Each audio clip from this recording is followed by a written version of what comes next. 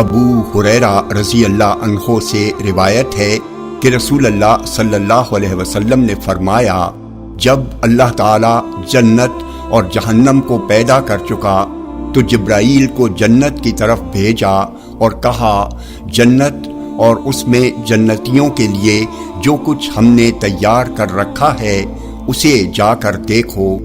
آپ نے فرمایا، وہ آئے اور جنت کو اور جنتیوں کے لیے اللہ تعالیٰ نے جو تیار کر رکھا ہے اسے دیکھا۔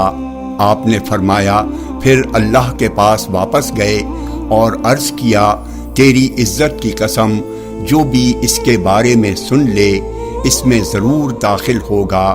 پھر اللہ نے حکم دیا تو وہ ناپسندیدہ اور تکلیف دہ چیزوں سے گھیر دی گئی، اور اللہ نے کہا، اس کی طرف دوبارہ جاؤ اور اس میں جنتیوں کے لیے ہم نے جو تیار کیا ہے اسے دیکھو۔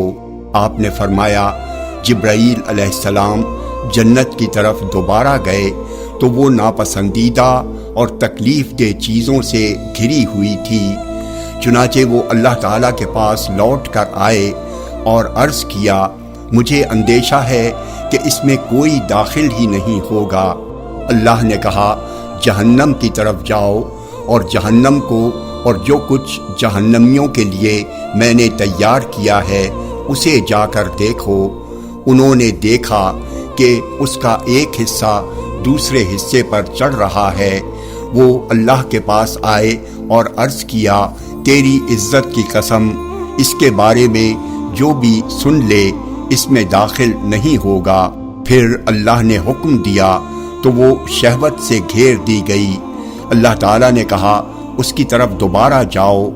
وہ اس کی طرف دوبارہ گئے اور واپس آ کر عرض کیا، تیری عزت کی قسم، مجھے ڈر ہے کہ اس سے کوئی نجات نہیں پائے گا بلکہ اس میں داخل ہوگا۔